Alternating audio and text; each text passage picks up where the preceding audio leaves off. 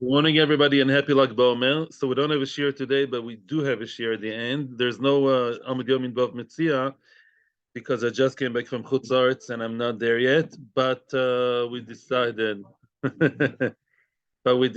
to have a shir, something small about Lag BaOmer. We're going to go through the Gemara in Shabbos that describes the story of Reb Shimon Bar Yochai, and Be'ezras Hashem get some spiritual nuggets, some points that we can ponder thoughts.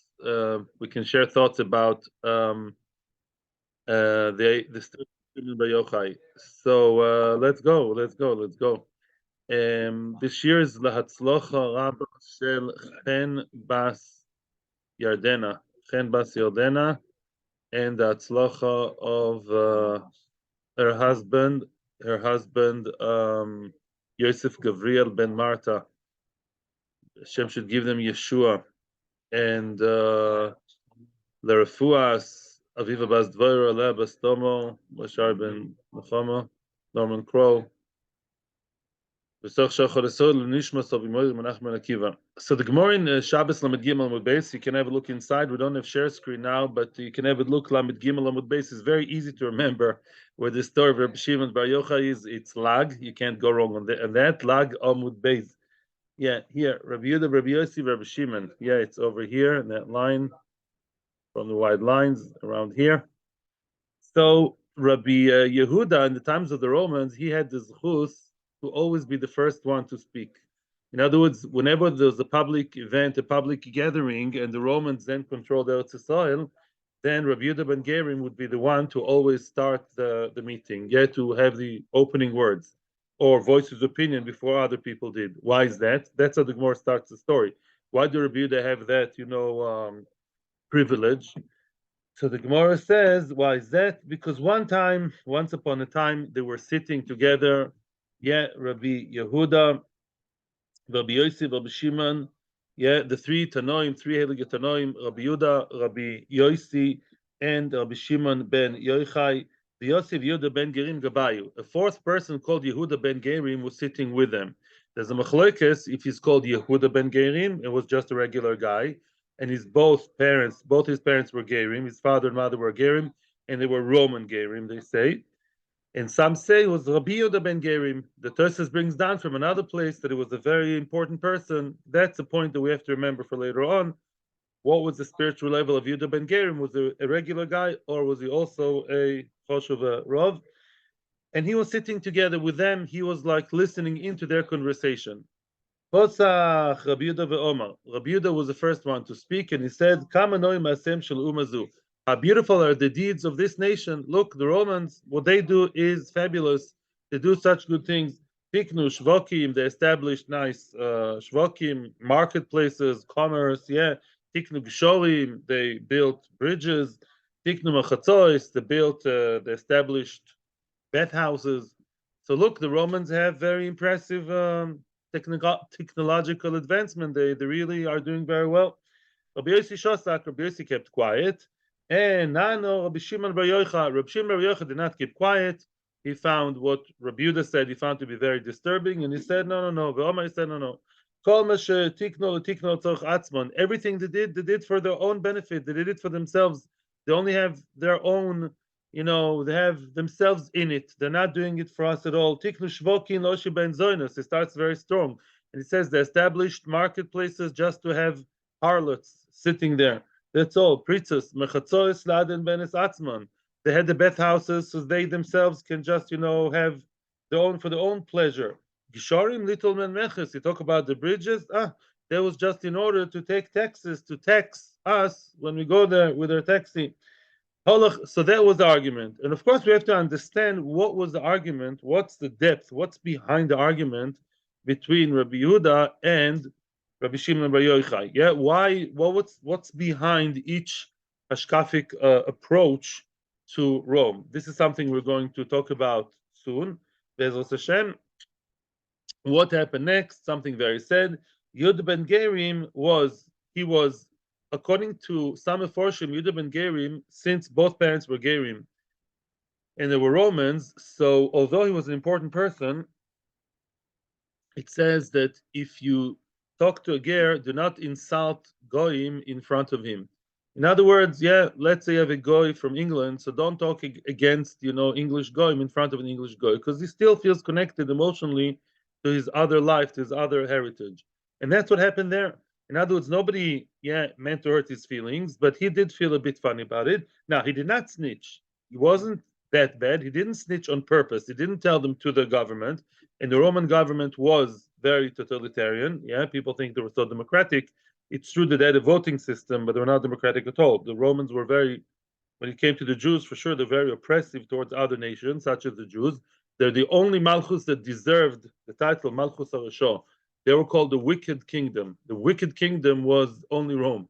The other ones were always called in the Gemara that way, and that's a title to gain, because we always faced all kinds of wicked kingdoms and rulings, and Rome is the worst one, it sounds like.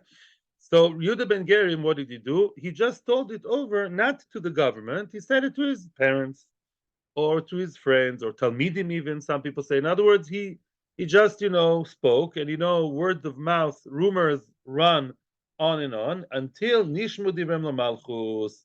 And then at the end of the day, Nishmu LaMalchus. At the end of the day, the government heard about that conversation. And how did they respond? Well, they responded big time. Amru, they said like this: Yehuda she'ilo is'ale. That Rabbi Yehuda, that Ma'ale, that he elevated us, he cares about, how do you say? He elevated us. Ila means literally to bring up. What? To the stature of the Romans. To the stature, okay, of the Romans. Yeah, he elevated us. He praised us, Bekitzer. Is'ale, he too will be elevated. He too, we want him to have a higher status. Yeah, we're gonna make his status higher. Now he'll be the first one to speak everywhere. Yosi Shishotak, Yosi kept quiet, and he did not show his, loyalty to our great Caesar. So Yigla Tzipori, he has to now go on exile to Tzipori, to a faraway place in the Galil, far away from the center of Yerushalayim. Shimon Shegina Yehoreg, and Shimon that was Megane, Shimon, the one who actually Gina spoke against us, the one who spoke in a derogatory way, and he opened his mouth against the Malchus, he shall be killed. Okay, that was the beginning of the story, and this is why Reb Shimon Yochai had to run to a shul and be just there and hidden in the Beis Medrash, and eventually he had to run away to a cave with his son, as we all know the story. And the question is, before we continue to the next part of the story, as I said before, what's behind the story here? Yeah, are they chas v'shalom schmoozing in politics? Some avrechim do that in Beis Medrash. They schmooze in politics. This government, that government. Obviously not. Obviously not. These are tanoim. These are not some stam. And the question is even stronger because there's a famous Gemara at the beginning of Avodah Zarah. The Gemara says that when Hashem in future, Kadosh Baruch Hu will take a Sefer Torah in his hands, whatever that means, right? And will say, I want to give sachar I want to give compensation, sachar to whoever was Mekayim, whoever fulfilled what's written in the Sefer Torah, he'll win the trophy, he'll get the schar, he'll be the beloved one. Oh, and he gives a chance to everybody. All goyim can come, not just the Jews. Nobody is a racist over here. Yeah, equal rights, equal opportunities. So who are going to be the first ones to claim that they actually were Mekayim the Torah? Who are the first ones who are going to say that they were loyal to the Torah? The Romans. Gladiators, princes, everything, money. They hated the Jews all the time. They're the ones who step up and say, yes, we are the ones who actually were very good and loyal from people. Yeah. And that's it. That's at the moment of truth. We're talking here when Mashiach will come, when the truth will be revealed to everybody. This entire world is just one big sheker. It's sheker over lie, over fraud, it's all one set of funny ideologies and nonsense. And just one visit to 3 airports, you can go crazy just from the nonsense you see all around you, as much as you try not to see them. It's like a whole world of just, everything absolutely insane. And Olam Haba, Olam Haba means when these guys will be off. The mask, Hashem will take the mask off his face, and all this all these terrible trials we have to go through will just not apply anymore. Everything will be revealed. The truth will come. So how can the Romans still lie? And they're going to lie to Hashem, Kivyochol, and say, we are the ones who served Hashem. what will be their case? They have to have some kind of case. They're going to say exactly what Rabbi Yehuda is saying over here. They'll say, look, HaKadosh Baruch Hu, we've built so many nice places, so many nice things. We've established a whole cyber system called the internet, and we did it just for Torah anytime. We built bridges just for the Jews. You see this beautiful bridge in, I don't know, going from, I don't know, Rome to Naples, let's say, I don't know, I don't think it's such a bridge, yeah? You saw all these beautiful roads and tunnels and systems and everything, just for the Kollel people to go to Kollel every day more easily. You know, that very fancy train, the only reason we built it is just for the one of Rech who goes to Kollel, not for the million people who go to work or the theater or the cinema.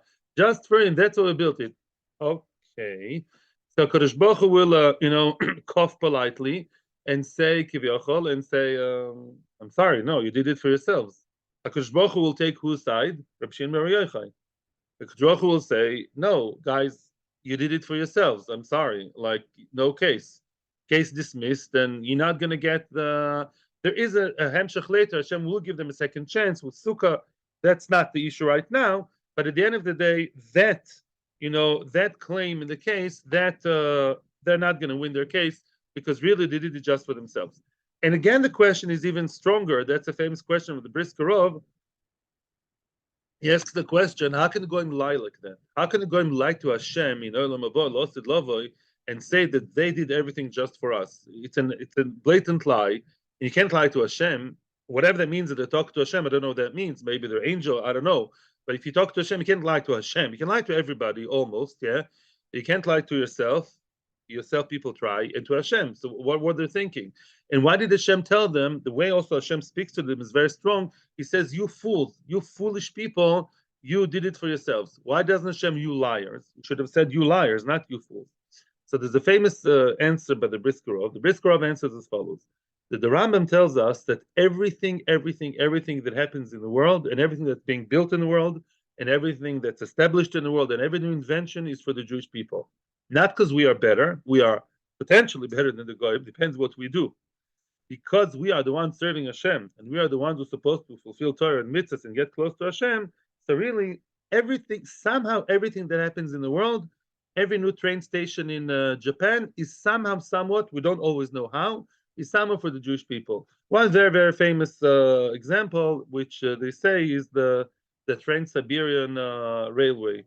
Right, they say they built this very, very expensive and very, very long railway all the way through the entire Russia, all the way from Europe all the way to China, yeah, which is in Asia, and nobody understood what's the big thing. It wasn't such an important thing to do, and why did that happen? So they said afterwards, with Yeshiva Smear, when they ran away from Europe to Shanghai, they used that train, and soon after, I think it became dysfunctional, or it was maybe bombed. Something happened to that train, to those train tracks. It didn't work anymore. So you could see clearly it was really built for the Yeshiva Bachrim to run away and save the Torah world. That's super important. And that we know deep inside that this is the reason why this really had to happen. So really every new establishment is somehow there for the Jewish people. Many bad things are established to create more Yetzer Hara for us to withstand the Yetzer Hara. Why is there internet in the world? Well, for Torah anytime, and for Shirei Torah, and also for us to stay away from the nonsense of the internet. And also for us Jewish people to be able to use the bank, through the internet. You don't have to go to the bank, which is actually better sometimes, spiritually speaking. Whatever, it's really there for avodas Hashem, everything that's in the world. So in a way, they're right. When the Romans will tell Hashem, we did everything for Klal Yisrael, they're not stupid. They're right.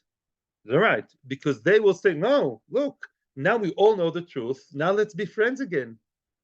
Now we all know that all those beautiful technological advancements of Rome/US through everywhere, it's really for the Jewish people. So let's make peace and kiss and hug.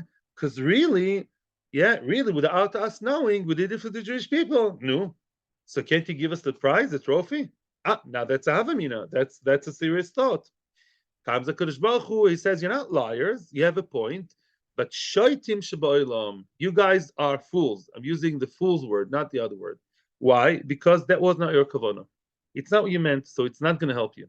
Your kavanah was only for princess, only for money, only for lust, only for the bathhouse. We're not for glory. Very good. All the Yetzer Haras in the world are in Rome, are in the Western world. The Western world today is just one, super magnified Yetzer Haras of all types. That's what you did it for.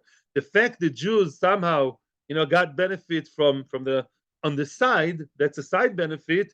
We know that was a real thing, but as far as you're concerned, that was a side thing. It was not your main idea. Therefore, you don't deserve sachar. So it looks like Rabbi Shimon Bar Yochai is the one who's right? Because he's going to say what Hashem says. So still, now the question is stronger about who? Rabbi Yehuda. Why is Rabbi Yehuda siding with the Romans, right? Why is Rabbi Yehuda saying, look, the Romans are... by the way, Rabbi Yehuda never says the Romans are good. Rabbi Yehuda says, look how good are the deeds of this nation. He was careful. He didn't say the Romans are nice. Yeah, he said they may not be nice, but he said their deeds are good. Because Rabbi Yehuda says, let's appreciate the fact that at the end of the day, we are marviach, we gain something from what they do for us. That's Rabbi Yehuda's idea. But still, why is Rabbi Yehuda saying it? Because it seems like at the end of the days, that argument is not going to work, because it was not the kavanah of the Romans. So one of the Meforshim says, I saw that he did it just for Shloim Malchus. He didn't really mean what he said, 100%. I mean, there is a point in what he says, obviously, but he wasn't he wasn't so hot on his own words. Elamai, Shloim Malchus, Rabbi Yehuda felt that it was right to be okay with the goyim, and that's till today it's an argument. Yeah, some people would say you have to go to the coronation, and some would say you don't go to the coronation.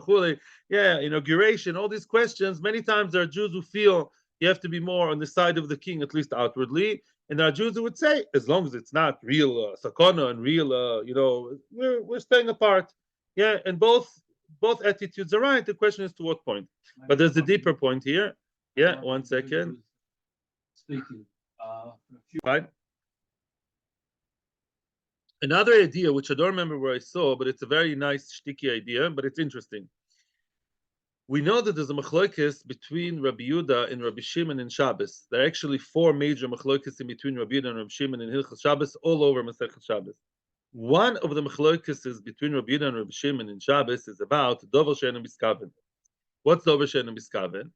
If a person on Shabbos breaks Shabbos unintentionally, now unintentionally is a very big word, especially when you talk about Shabbos. There are many versions to unintentional.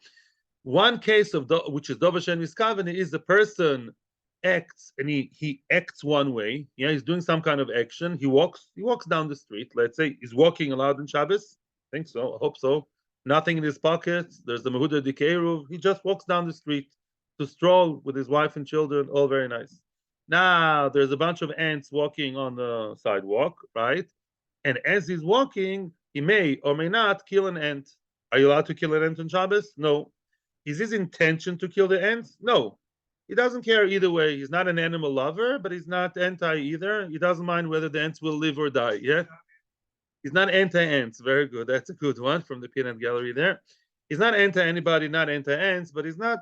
He walks, an ant may die, may not die. That is called Dover She'eino Miskaven. As opposed to Psik Reisha, in which he knows that an ant will die, that's a different story. That's for sure is Osir. But if there is no intention and there may or may not be a result, then we say it's Dover She'eino Miskaven. La halacha, I asked the question to people where I was giving shir last week, and they said, yeah, it's allowed. And they're right, you're allowed to.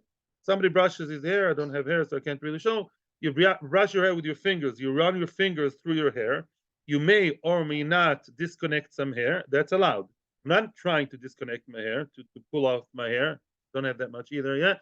Elam high, and I'm not brushing it briskly. That for sure it will happen. I run the fingers through. Some hair may or may not fall, and my intention is really not to make my hair fall. So that's it's not so simple to say it's okay. Oh, depends who you ask. Hold right there. We passing like Rabbi Shimon that said it's allowed. Rabbi Yehuda said it's not allowed. Rabbi Yehuda said no.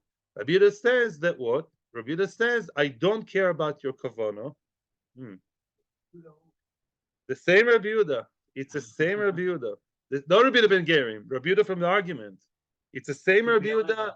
The same Rabbi Yehuda. Same Rabbi Yehuda says. Listen carefully because it's a shticky word. Rabbi Yehuda says I don't care about your kavanah. You, Mr. Jew, when you do this or that on Shabbos, since it may happen, right? Sofek Doraisa. How can you do that knowing that maybe your hair will fall? Can you take a gun and maybe kill someone? Excuse the extreme example, yeah? No. Can you, I don't know, usually it's not allowed. Here there's a concept called Meleches Machsheves. Rabbi Yehuda says, I don't care. I see that as machshavas enough. Rabbi Yehuda says that's not allowed because at the end of the day, chances are it may happen, right? And therefore, dovasha and miskaven is osur, yeah, because I say that the kavana, yeah, doesn't matter. The fact that you're not mechaven to b'chal Shabbos, you only mechaven to brush your hair nicely, I don't care about that. Rabbi Shimon says what? Rabbi Shimon says, no, I care about your kavana or lack of it. Rabbi Shimon says, dovasha and miskaven is what? Dovasha and miskaven is allowed as long as your kavana is not to break Shabbos and you don't know it's going to happen, right? Then it's okay. Meaning Rabbi Shimon puts more emphasis on the kavana. And so he says to us, Yidalach, as long as you are not 100% breaking the rules, then if your kavana is not to step on the ants, dafka, your kavana is not to pull out hair, then you're okay. Let's go back to the Romans. He works the same way, but the other way around. It's very sticky. Comes Rabbi Yehuda and says about the goyim, I don't care about kavana. I don't care about kavana. It's true that the goyim from Avodah Zarah, Losid Lavoy, they don't have good intentions. I'm not fool, Chas v'sholem, says Rabbi Yehuda. I know that they put the markers just for the terrible things. I know they only care about themselves, but at the end of the day, the outcome is good. The opposite of it's the same concept, the opposite of Shabbos. Yeah. In other words, there the outcome is bad. That a mechal Shabbos, right? So it doesn't care about the kavana. It says it's osur. Here it says the outcome is good, and I don't care about kavana. You get it? I don't care about the kavana of the goyim that they're mechaven for their own pleasure. At the end of the day, I care about the results. Rabbi Yehuda is a results guy. He cares about the hard facts. Well, what's the result? I have a bridge. I have a nice market to go to buy some bread and milk before I go to kollel. Good, they deserve a shkoich for that. I'm not looking at the kavana in their hearts, and I know that the kavana is bad. Just like in Shabbos, I don't care about kavana, and that's bad. Over there, it's lechumra.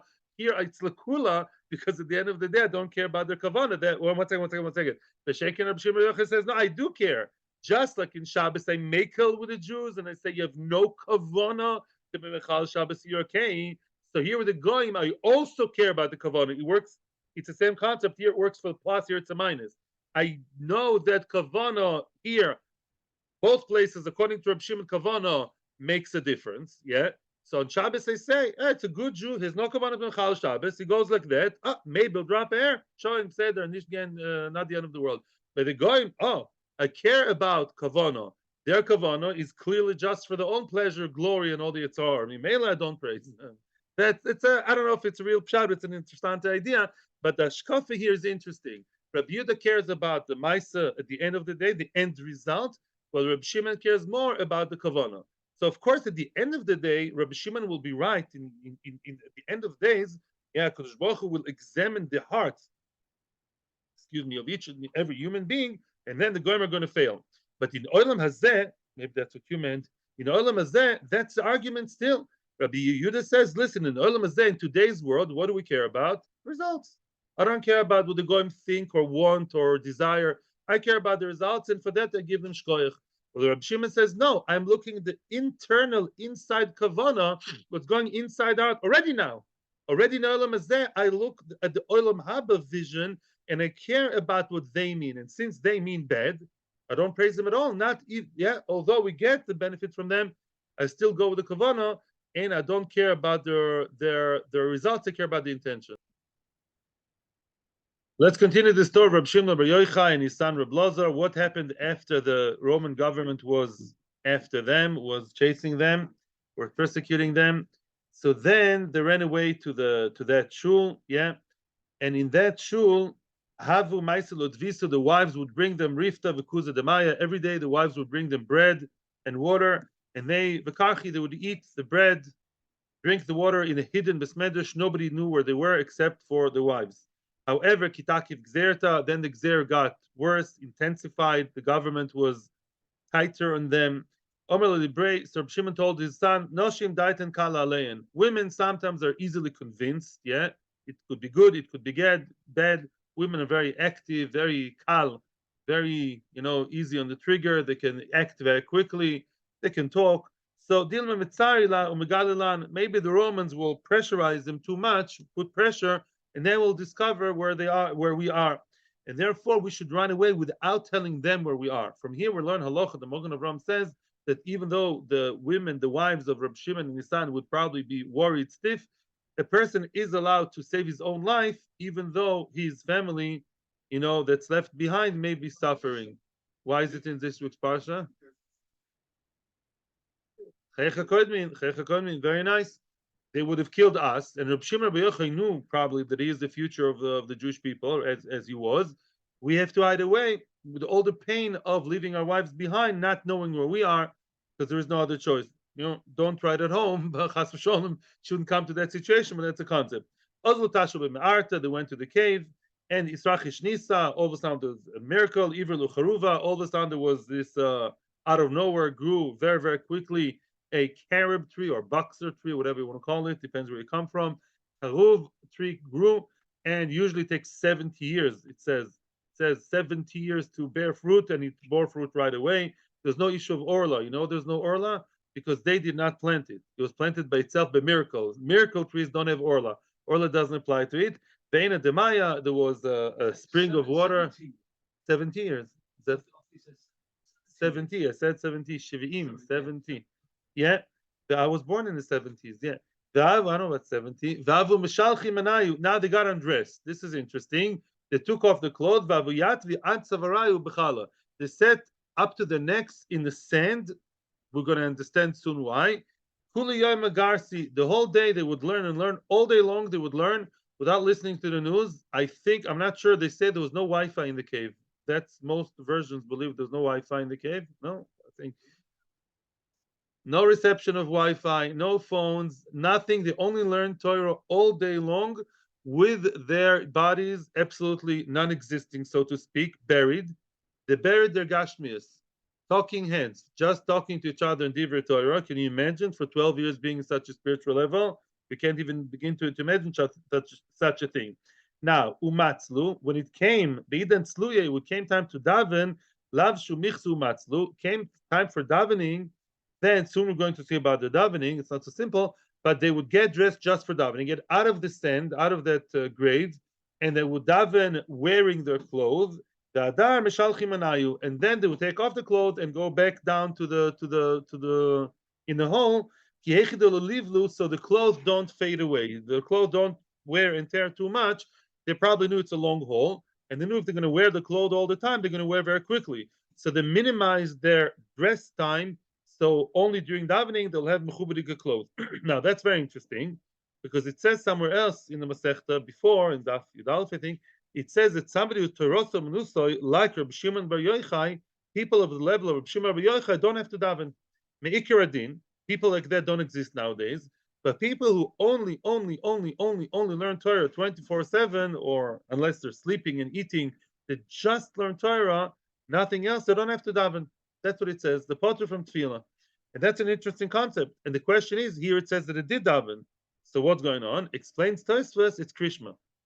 Davening, which is Shmoneh Esrei, they were potter. They were exempt. They're potter from davening Shmoneh Esrei, let alone Psukei Dezrim or Korbanos. Yeah, no davening, no Shachis, no Mincha, no Ma'ariv, no Musaf, because they're learning. But Krishma, they had to say, Krishma is lekula alma chiyuv d'oraisa. Tefillah is Tefillah d'oraisa or d'Rabbanon? Depends who you ask. Rambam says the Raisa, Ramban says the Rabbanon. Tefillah is more of a flexible thing. Tefillah is not as man groma. Tefillah doesn't have a fixed time. Although we have Shachris Mincha Ma'ariv, it's a big debate in Brochus, Daf Chavov, around Daf Chavov there. If it's, Me'ikar din Tefillah is a general chiyuv, which Chazal gave specific times to. But Krishma is a very, very strict Zman. Zman Krishma is a very, very severe thing. You have to say Shema twice a day, and that's set in stone. Yeah, that's all nailed down. The Shenk and Tefillah is more flexible. Tefillah, people don't have to daven. So why did they get dressed? They got dressed when they said Shema. When they said Shema, then they have to look mechubad. They can't say Shema naked. So they had to dress nicely for Shema. Now this is interesting. Why is it really that a person who learns Torah all day long, why doesn't he have to daven? So I'm not going to the very, very deep hot water of what's more important, because that's a question in the Gemara also there in Daf Yudalef. There's the whole debate, what's more important, Tefillah or Torah? The Gemara describes sometimes the Maroim who just continue the Shir and not join the minyan. Yeah, they're also in the Menusan. Yeah, there's later also in Daf Yud. Yeah, in other words, to daven or to learn what's more important is always a very big question. I just want to offer an insight to the idea of tefillah and Torah. Here we see that people who really learn and devote their lives completely to Torah, which again doesn't exist. Nothing in the world exists for them except for Torah. Lemaisa, what's the halacha? They don't have to daven, but they do have to say Krishma. Why is that? I think the idea is that it says everywhere. You look in any ksavim of the Goyen or Talmidim, you even see it. You see it in the Tanya. You see it everywhere. You see that a person who learns Torah, his brains and the brains of Hashem are one. A person who learns Torah becomes Hashem's friend. He's Hashem's buddy. Kivyochol. I can't say. I would have said these words if not for this being written. Mishnah Avos Nikarea. A person who learns Torah lishma is called Hashem's friend. How can he be Hashem's friend? Hashem is this infinite, unbelievable, beyond comprehension being, and yet you befriend Hashem. Why? Because you think alike. A person who's really immersed in Torah is the same mindset with Hashem. You tell me, what's a good friend? People usually tell me a good friend is somebody who stands, who's with you at the times of need. Well, is a policeman your friend? You call the police, he'd come and help you. Call the firefighter, he'll come and help you. You're not his friend, he helps you. It's true that a real friend is tested at times of need, but it doesn't mean everyone who helps you is just your friend, right? A friend that you feel very gishmak.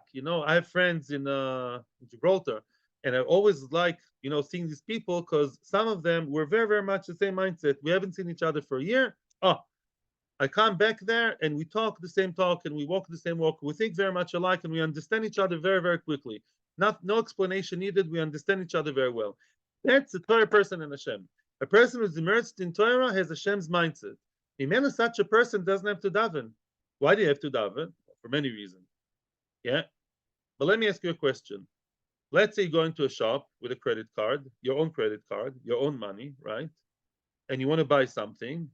Imagine yourself the scenario. You ask yourself, let's say your name is Moshe, and you tell Moshe, can you give me the credit card? You're talking to yourself. Can you please give me the credit? Do you mind giving me the credit card? And you answer yourself, yeah, I'll give you the credit card. There is a mental home for such people, right? You don't have to talk to yourself and ask yourself for favors and then tell yourself, yeah, it's okay. It's there are people like that, but that's very, very, very sad. Yeah, it's not sane. A person who's so shakur in learning doesn't have to talk to Hashem, because Hashem and him are one. He's so close to Hashem. Hashem knows exactly what he needs, and he knows what Hashem wants. They're just in tandem. They're completely harmonized with each other. Krishma is different. Why? Krishma, you still put Hashem above you. You mekabel oil malchus shamayim. So even the person who learns Torah should know, although Hashem and I are friends, but Hashem is above me. That's punkt where this person has to say Krishma. Because this person has to know Hashem is above me and mekabel the oil of Hashem, because that's a being that's way above me, although we're very much alike.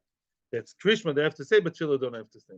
We're not going to continue the last part of the story. I think people know that at the end of the day, they went out of the cave. A lot of interesting things that happened there. No time now to share all the other points. But let's take the good points from here. Let's do the mitzvahs with good kavanah. Let's decide that when it comes to Shabbos, yeah, we pass on like Reb Shimon. But when it comes to mitzvahs, the kavanah is extremely important, like Reb Shimon Yochai says. So when you do the mitzvahs, do them b'chavana, b'simcha, enthusiastically, trying to get close to Hashem through the mitzvahs. Don't do them like a robot. And we should all see the moment of truth soon. And the Romans or the Babylonians are not going to get the trophy. I'm sorry. The ones who will get the real prize, the world to come, is us, Bezos Hashem, as long as we cling to our Creator. Thank you very much and have a good luck, Boimer. Thank you.